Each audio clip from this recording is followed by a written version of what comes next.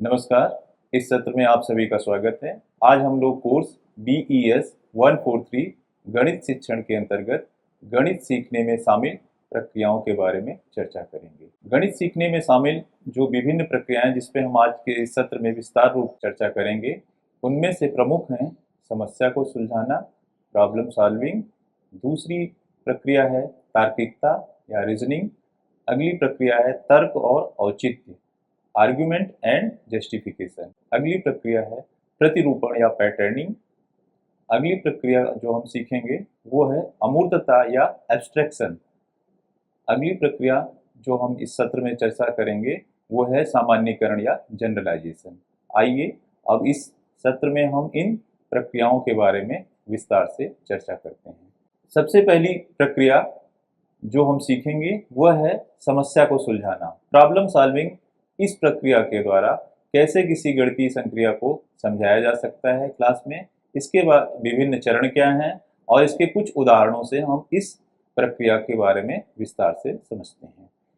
समस्या को सुलझाने के अंतर्गत समस्या समाधान प्रक्रिया में विभिन्न प्रकार के संज्ञानात्मक कौशल और क्रियाएं शामिल होती हैं। इसमें वो हैं प्रत्यक्षीकरण, साहचर्य, कपोल कल्पना, रीजनिंग, विश्लेषण संश्लेषण और सामान्यीकरण जैसे उच्च क्रमिक सोच वाले कौशल इसके अंतर्गत शामिल हैं। अब हम आते हैं समस्या समाधान के चरणों पर। कौन कौन से महत्वपूर्ण चरण होते हैं यदि इस प्रक्रिया के द्वारा हमें कोई संक्रिया समझानी है, कोई नया सिद्धांत गणित का समझाना है, तो हम कैसे कर सकते हैं, इसके बारे में हम विस्तार से चर्चा करते हैं। समस्या समाधान के चरणों में पहला चरण होता है समस्या की पहचान करना, दूसरा है समस्या का विश्लेषण करना, अगला चरण है अपेक्षित गणितीय संबंधों की खोज करना।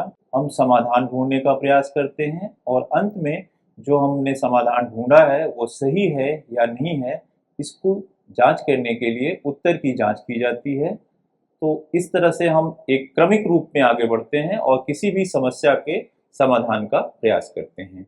सबसे पहला स्तर हमारा होता है कि समस्या की पहचान करना। यह सबसे महत्वपूर्ण चरणों में से एक है। इसमें सबसे पहले समस्या की पहचान की जाती है। समस्या की पहचान करने के बाद शिक्षक छात्रों को यह जानने के लिए कुछ समय देता है या कुछ हम कह सकते हैं कि कुछ प्रश्न पूछता है, जिनमें से महत्वपूर्ण है वो उसको यह पता करना होता है कि उस प्रश्न के अंतर्गत कौन कौन से तथ्य ज्ञात हैं, कौन कौन से तथ्य उसको दिए गए हैं। दूसरा उसको ये पता करना होता है कि इस समस्या में हमें क्या ज्ञात करना है। दूसरे शब्दों में हम कह सकते हैं समस्या पहचान के अंतर्गत हम ये देखते हैं कि हमें ज्ञात क्या है और अज्ञात क्या है, क्या हमें निर्धारित करना है। छात्र इस स्तर पर इसको आसानी से समझने का प्रयास करते हैं। अब अगला स्तर होता है समस्या का विश्लेषण करना। पहले स्तर को हम एक बार एक उदाहरण के माध्यम से और स्पष्ट रूप से समझ लेते हैं कि मान लीजिए कि आपकी कक्षा में आपको ये पढ़ाना है, कोई ट्रेन है जो A स्थान से B स्थान की दूरी को 3 घंटे में तय करती है और उन दोनों स्टेशनों के बीच की दूरी, स्टेशन A और स्टेशन B के बीच की दूरी 150 किलोमीटर है। अब समस्या ये है कि उस ट्रेन की चाल क्या है, किस चाल से वो स्टेशन A से B की दूरी को वो तय करती है, ये हमारी समस्या है। तो जैसा कि पहले स्तर पे हमने देखा कि समस्या का जब हम पहचान करते हैं तो उसमें देखते हैं कि ज्ञात कौन कौन से तथ्य हैं और कौन से अज्ञात हैं। समस्या को जो उस पे हमें चर्चा करनी है उसमें ज्ञात तथ्य क्या है कि स्टेशन A और स्टेशन B दोनों के बीच की दूरी कितनी है, वो हमें ज्ञात है। इस समस्या में वो उसकी वैल्यू है A से B के बीच की दूरी 150 किलोमीटर। और दूसरा ज्ञात तथ्य हमारा ये है कि इस दूरी को तय करने में ट्रेन को A स्थान से B स्थान तक जाने में कितना समय लग रहा है, वो इसमें दिया हुआ है 3 घंटे का समय लग रहा है।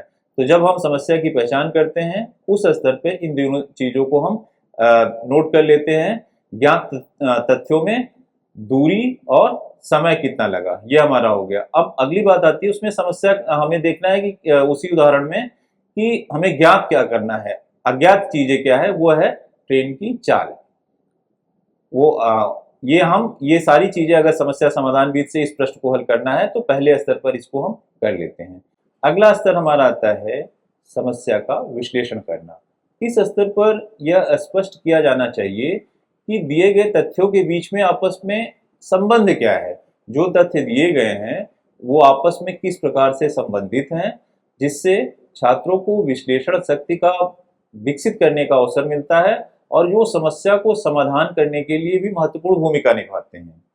छात्रों को यह सुनिश्चित करना होगा कि दी गई जानकारी उस समस्या को हल करने के लिए पर्याप्त है या नहीं।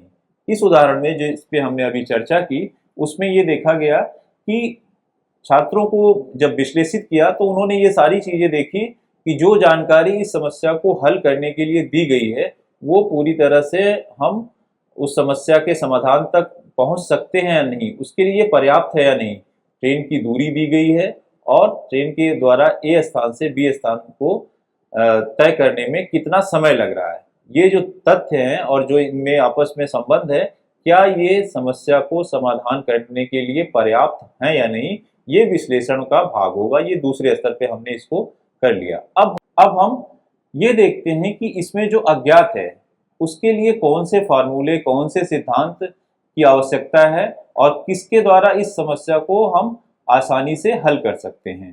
तो समस्या विश्लेषण के बाद छात्र को यह पता चलता है कि समस्या को हल करने के लिए कौन से सूत्र का वो प्रयोग करे, जिससे कि इस समस्या का सही उत्तर वो ज्ञात कर सके। छात्र यह तय कर सकता है कि दिए गए समाधान का पता लगाने के लिए कौन सी विधि सबसे उपयुक्त है। इस दौरान छात्र यथासंभव अधिक से अधिक विचार उत्पन्न करेंगे।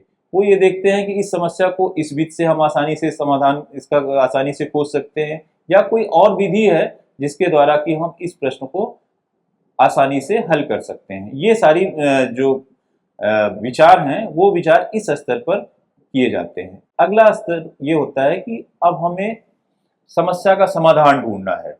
समस्या का हमने पहचान कर लिया, उसका विश्लेषण कर लिया और अपेक्षित गणितीय संबंधों की हमें जानकारी हो गई और उसमें से हमने ये चयनित कर लिया कि कौन से सूत्र के द्वारा इस समस्या का सबसे बेहतर समाधान हो सकता है। इस स्तर पे हम समस्या का समाधान ढूंढने वाले स्तर पे हम क्या करते हैं कि जिस विधि को हमने पाया कि इस समस्या के समाधान के लिए सबसे उपयुक्त विधि है, उसका अब हम यहाँ पे उपयोग करते हैं। उचित विधि का चयन करने के बाद इसे समस्या को हल करने के लिए लागू किया जाता है कि अब हमारे पास वो सूत्र पता हो गया जिससे कि हमें चाल पता करनी है उस ट्रेन की। तो चाल के लिए सबसे उपयुक्त हमारा जो इस समस्या को समाधान करने का सूत्र है वो चाल बराबर दूरी बटे समय, और सारी चीजें हमें यहाँ पर ज्ञात हो गई हैं। तो अज्ञात को हम आसानी से ज्ञात तथ्यों से अज्ञात की ओर हम आगे बढ़ सकते हैं। इस स्तर पर छात्र अज्ञात चरों के लिए प्राप्त गणितीय समीकरण को हल करते हैं। तो इस उदाहरण में हमने देखा कि चाल पता करनी है, चाल बराबर दूरी बटे समय, हमें वो सूत्र पता है, दूरी हमें पता है। इस उदाहरण में 150 किलोमीटर दूरी तय करती है ट्रेन ए स्थान से बी स्थान जाने के लिए, और नियत समय जो उसको लगा वो है 3 घंटे का। तो इस फार्मूले का हम उसमें उपयोग करेंगे कि चाल बराबर दूरी बटे समय। तो फार्मूले का उपयोग करके हमने उत्तर निकाला कि इस ट्रेन की चाल 150 को 3 से डिवाइड किया, 3 से भाग दिया तो 50 किलोमीटर प्रति घंटा आ गई। अगला स्तर हमारे ये होता है कि जो हमने उत्तर प्राप्त किया, अब हमने सारी स्टेप्स को फॉलो करते हुए हम उत्तर तक तो पहुंच गए। अब हमें ये भी देखना होता है कि जो उत्तर हमने प्राप्त किया है वो सही है या गलत है, या कहीं ये भी संभावना रहती है कि जो हमने प्रक्रिया की है या जो उसमें कैलकुलेशन किया है उसमें कहीं कोई त्रुटि तो नहीं रह गई है। इसकी जांच करना भी आवश्यक होता है। जांच करने के लिए अब हम क्या करते हैं कि जो हमने उत्तर पाया है, जो पहले हमारे लिए वो अज्ञात था, अब उसको हम ज्ञात मान लेते हैं। जो ज्ञात राशियां हैं उसमें से किसी एक को हम अज्ञात कर लेते हैं। इस उदाहरण में जैसे हमने देखा कि 150 किलोमीटर की दूरी है, 3 घंटे का समय लग रहा है, चाल हमने निकाल ली जो पहले हमारे लिए अज्ञात थी, समस्या थी। अब चाल और समय को हम ज्ञात मान लेते हैं और इसी फार्मूले, इसी सूत्र का प्रयोग करके हम दूरी की गणना करते हैं। और दूरी की गणना यदि हम प्राप्त उत्तर के आधार पर, अर्थात चाल हमारी 50 किलोमीटर प्रति घंटा है, दूरी समय हमारा 3 घंटा है, दूरी हमें निकालनी है और दूरी हम इस फार्मूले का उपयोग करके निकालते हैं। तो हम वही दूरी हमें मिलती है कि जो पहले हमें ज्ञात वाले तथ्य में थी। तो हम इससे पुष्ट कर देते हैं कि जो हमारा उत्तर निकाला गया है चाल का, वो बिल्कुल सही है। तो यहाँ पर जांच करना उत्तर की भी वो महत्वपूर्ण एक कदम होता है इस प्रक्रिया का। इस कदम से छात्रों को अपनी सोच और उत्तर की तर्कसंगतता को जांचने का अवसर प्रदान करते हैं। एक दूसरा उदाहरण लेते हैं समस्या समाधान विधि का। मान लेते हैं कि एक पिता है, वो अपने पुत्र से उसकी उम्र जो है वो 4 गुनी ज्यादा है। पिता है, उसकी पुत्र से उम्र 4 गुनी ज्यादा है। 3 साल पहले अपने पुत्र की आयु से वो 5 गुना बड़ी उसकी आयु थी। समस्या ये है यहाँ पे कि वर्तमान में उनकी उम्र क्या है। इस प्रॉब्लम में या इस समस्या में हमें उनकी वर्तमान में पिता और पुत्र की उम्र की गणना करनी है। अब हम स्टेप बाय स्टेप या जो समस्या समाधान के चरण हैं उनको देखते हैं। सबसे पहले इसमें हम देखते हैं कि प्रश्न समस्या की पहचान करनी है। अब समस्या की पहचान करने में हम देखते हैं कि क्या हमें ज्ञात है और क्या अज्ञात है। तो यहाँ इस प्रश्न का अगर हम अवलोकन करते हैं तो उसमें ये पाते हैं कि पिता की वर्तमान आयु वो हमें पता है, वो क्या है, 4 गुनी ज्यादा है पुत्र की वर्तमान आयु से। दूसरा तथ्य जो हमें इस समस्या में पता है वो ये है कि 3 साल पहले पिता की उम्र कितनी थी, वो 5 गुनी थी बेटे की उम्र के। 3 साल पहले जो बेटे की उम्र थी उससे उसकी उम्र 3 साल पहले जो थी वो 5 गुनी बड़ी थी। पिता जो है वो 3 साल पहले उसकी उम्र बेटे के 3 साल पहले की उम्र से 5 गुनी अधिक थी। अब हम क्या करते हैं कि मान लेते हैं कि पिता और पुत्र की वर्तमान आयु क्रमशः x और y है, जो कि हमें ज्ञात करना है। तो ज्ञात तथ्यों को हमने पहले देख लिया। ज्ञात तथ्य हमारे क्या थे, पिता की वर्तमान आयु और 3 साल पहले पिता की उसकी उम्र क्या थी, उसके बीच में उनमें संबंध क्या था। इन सब चीजों का हमने पहले विश्लेषण कर लिया। अब हम ये मान लेते हैं कि पिता की वर्तमान आयु और पुत्र की वर्तमान आयु क्रमशः x और y हैं। तो जैसा कि पहले हमने देखा कि x उसकी वर्तमान आयु है जो कि 4 गुनी है उसके पुत्र से, तो x बराबर हो जाएगा 4 इंटू वाई। अगला हम इसी देखते हैं जो ज्ञात तथ्य है उसको अगर हम इस समीकरण के रूप में लिखें तो 3 साल पहले पिता की उम्र वर्तमान में x है, तो 3 साल पहले कितना हो जाएगा, x माइनस 3, वर्तमान से 3 साल कम हो जाएगा। और पुत्र की आयु क्या है, वो y है वर्तमान में, तो 3 साल पहले कितनी हुई, y माइनस 3। तो दोनों की वर्तमान आयु हुई। अब ये उसमें संबंध क्या है कि 3 साल पहले पिता की उम्र पुत्र की उम्र की 5 गुनी थी। तो यहाँ पे ये समीकरण बनता है कि x minus 3 equal to 5 into y minus 3। तो अब ये दो हमें समीकरण जो ज्ञात वो हमें तथ्य थे उनके आधार पर हमने 2 समीकरण बना लिए। अगले स्तर पे हमें क्या करना है, समीकरण 2 और 1 से हम ये पता कर लेते हैं, उसको हम सॉल्व करने का कोशिश करते हैं। तो हमारा ये आसानी से हम इसको सॉल्व कर लेते हैं। 4y minus 3 is equal to 5y minus 3। अगले चरण में हो जाएगा 4y minus 3 equal to 5y minus 15। अब 4y बराबर हो जाएगा 5y माइनस 12 के।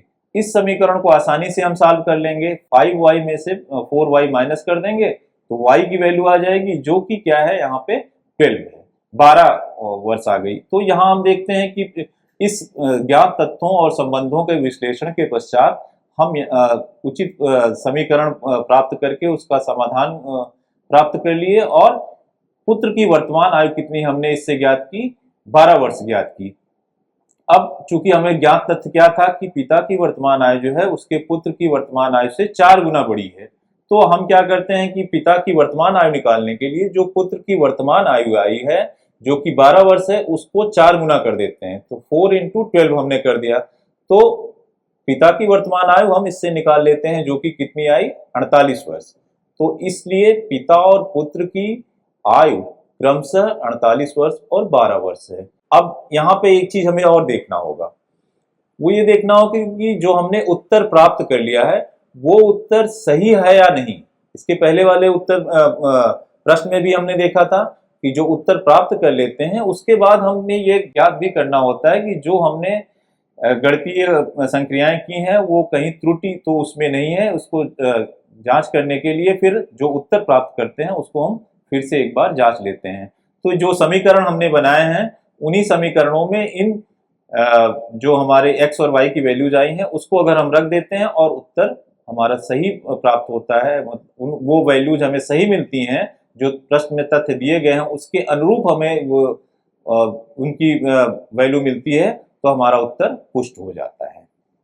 एक दूसरा उदाहरण भी हम लेते हैं कि इस उदाहरण के द्वारा हम ये देखेंगे कि समस्या समाधान की प्रक्रिया के द्वारा अगर कोई गणितीय संक्रिया क्लास में बताई जा रही है, कक्षा में अगर कोई अवधारणा बताई जा रही है, तो उसमें छात्र और शिक्षक की क्या भूमिका होती है, किस तरह से शिक्षक जो है वो छात्र को मोटिवेट करता है कि वो समस्या के समाधान तक आसानी से पहुंच जाए। इसको हम इस तरह से देख सकते हैं कि मान लेते हैं कि त्रिज्या r है एक वृत्त की, और उसके भीतर जो है कितना वो क्षेत्र कवर करेगा r त्रिज्या वाला एक वृत्त, इसको हमें पता करना है।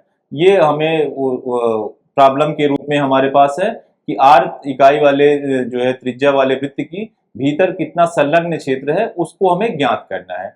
इस समस्या को हल करने में मदद करने के लिए एक शिक्षक को निम्नलिखित प्रश्नों से उसकी शुरुआत करनी चाहिए कि हमें ये देखना चाहिए कि क्या दिया गया है और क्या हमें अज्ञात है, क्या पाया जाना है। तो वृत्त के भीतर परिबद्ध क्षेत्रफल से आप क्या समझते हैं, ऐसा वो प्रश्न पूछ सकता है। इस तरह के कुछ प्रश्न जो कर लेते हैं उसके बाद अध्यापन को जो उसकी प्रक्रिया है उसको बदल देना चाहिए। उसमें ये करना चाहिए कि शिक्षक को छात्रों की स्थिति को जांचने के लिए या उसको प्रेरित करने के लिए कि हम ये करते हैं कि वो विभिन्न तरीकों का सुझाव दें।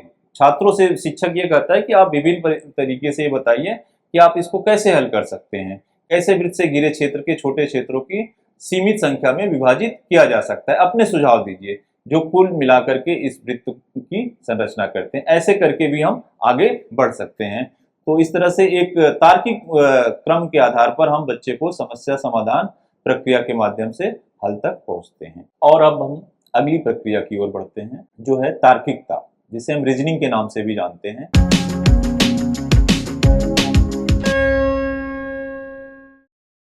तर्क को साक्ष्य के आधार पर निष्कर्ष निकालने की प्रक्रिया के रूप में माना जाता है। गणितीय तर्क दो प्रकार के होते हैं, आगमनात्मक और निगमनात्मक, इंडक्टिव और डिडक्टिव।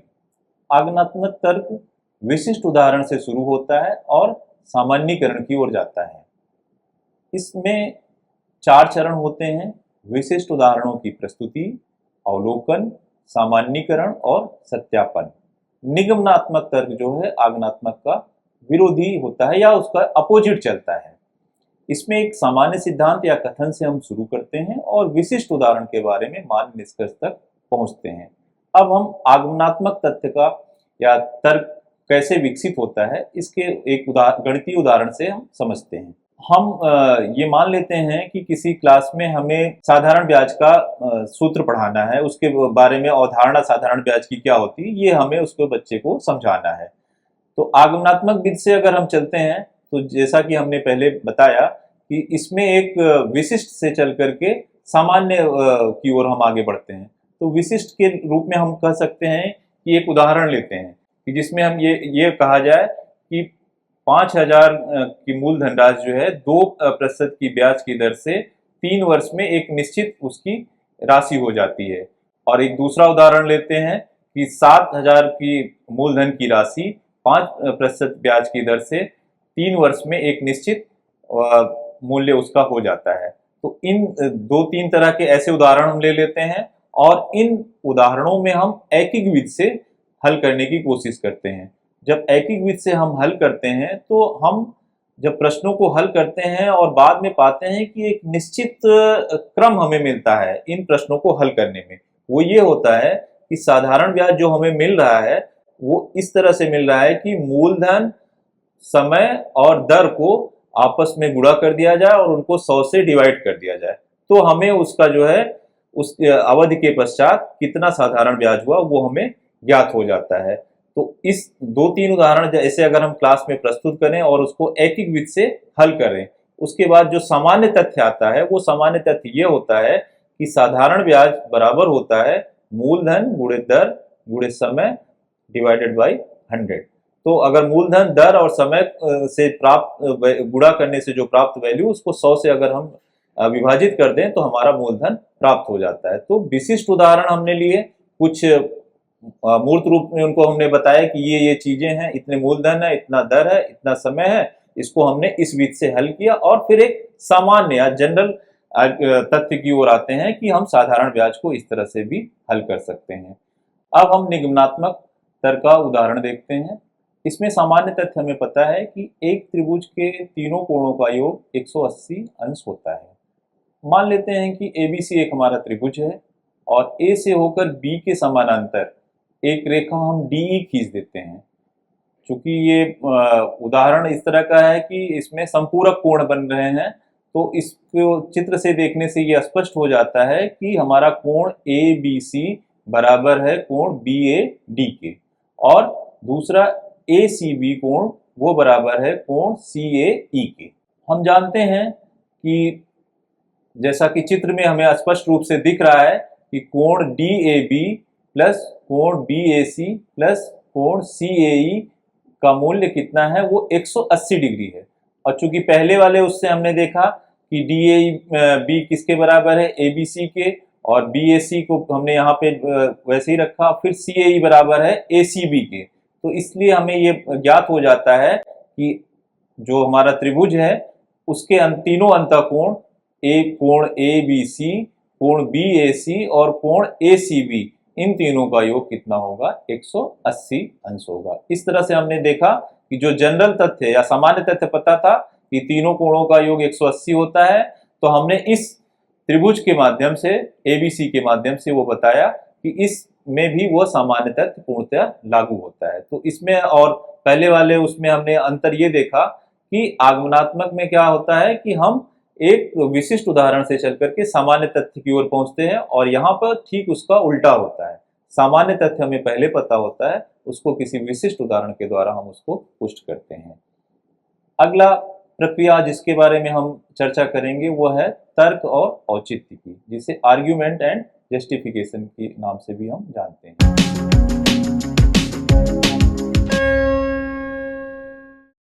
तर्क और औचित्य को गणितीय प्रमाण और सामान्यीकरण के दो महत्वपूर्ण घटक माने जाते हैं। एक रचनावादी कक्षा या कंस्ट्रक्टिविस्ट क्लासरूम छात्रों को साथियों और शिक्षकों के साथ चर्चा और संचार के पर्याप्त अवसर प्रदान करती है।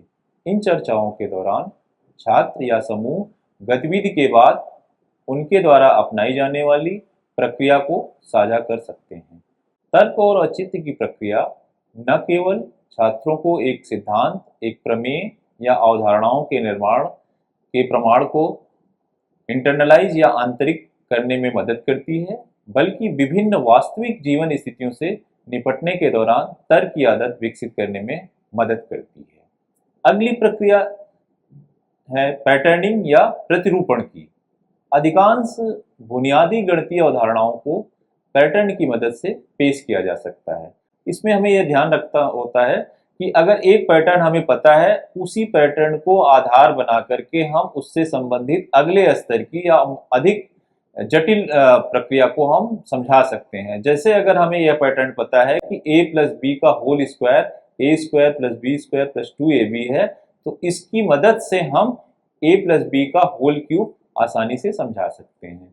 तो छात्र एक गतिविधि में रुचि और सक्रिय भागीदारिता निभाते हैं। इस प्रक्रिया के द्वारा अगर हम कोई नई गणितीय संक्रिया समझा रहे हैं तो छात्रों को जो है वो भागीदारिता उसमें बढ़ जाती है और वो सक्रिय रूप से उसमें भाग लेते हैं, क्योंकि पहले का पैटर्न उनको पता है, उसी को आधार बना करके हम नई संक्रिया या नई अवधारणा हम उनको सिखाते हैं।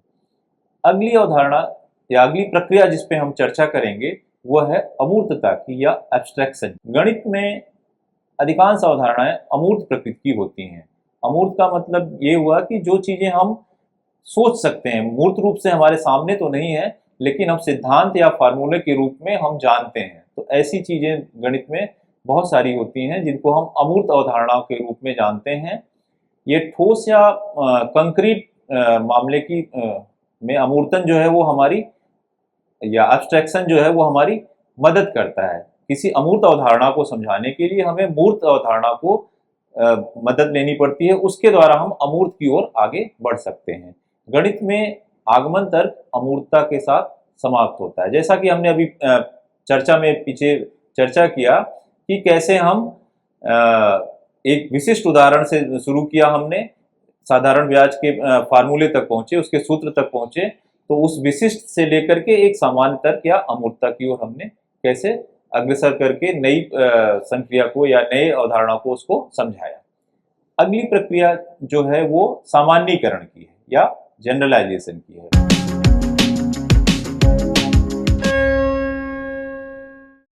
आगमनात्मक तर्क प्रतिरूपण और अमूर्तन, पैटर्निंग और एब्स्ट्रैक्शन की प्रक्रियाओं का परिणाम जो है वो सामान्यीकरण होता है। इसको हम ये समझ सकते हैं कि जैसे सामान्यीकरण, हमने आगमनात्मक और प्रक्रिया को अपनाया और उस एक पर्टिकुलर सूत्र तक पहुंचे, तो वो सूत्र क्या है, हमारे लिए अमूर्त रूप में है। तो इसीलिए कहा जाता है कि इसमें जो है पैटर्निंग एंड इंडक्टिव रीजनिंग जो है वो दोनों शामिल होती है, जिसको मिला करके हम किसी सामान्य तथ्य तक पहुंचते हैं, जिसे सामान्यीकरण कहते हैं। सामान्यीकरण एक पैटर्न की पहचान करने की प्रक्रिया है और इस पैटर्न को दिए गए मामले को ये आगे बढ़ाता है। आज की इस चर्चा में जिन महत्वपूर्ण बिंदुओं पर हमने चर्चा की, उनको हम सारांश रूप में इस प्रकार से कह सकते हैं कि गणित सीखने में शामिल प्रक्रियाएं जिन प्रमुख रूप से जो अपनी महत्वपूर्ण भूमिका निभाती हैं, वो हैं समस्या को सुलझाना, तार्किकता, तर्क और औचित्य, प्रतिरूपण, अमूर्तता, सामान्यीकरण, समस्या समाधान प्रक्रिया में प्रत्यक्षीकरण, सहचर्य, कपोल कल्पना, रीजनिंग, विश्लेषण, संश्लेषण और सामान्यीकरण जैसे उच्च क्रमिक सोच, ये हमारे उस प्रक्रिया में शामिल होते हैं। तर्क, गणित के जो तर्क होते हैं वो दो प्रकार के होते हैं, आगमनात्मक और निगमनात्मक। आगमनात्मक तर्क विशिष्ट उदाहरण से शुरू होते हैं और सामान्यीकरण की ओर ले जाते हैं। निगमनात्मक तर्क, या उसके पहले हम कह सकते हैं आगमनात्मक तर्क के चार प्रमुख चरण होते हैं: विशिष्ट उदाहरणों की प्रस्तुति, अवलोकन, सामान्यीकरण और सत्यापन। निगमनात्मक तर्क एक सामान्य सिद्धांत या कथन से शुरू होते हैं और विशिष्ट उदाहरणों के बारे में मान्य निष्कर्ष निकालते हैं। एक रचनावादी कक्षा छात्रों को साथियों और शिक्षकों के साथ चर्चा और संचार के पर्याप्त अवसर प्रदान करती है। गणित की अधिकांश अवधारणाएं अमूर्त प्रकृति की होती हैं। आगमनात्मक तर्क, प्रतिरूपण और अमूर्तन की प्रक्रियाओं का परिणाम सामान्यीकरण होता है। धन्यवाद।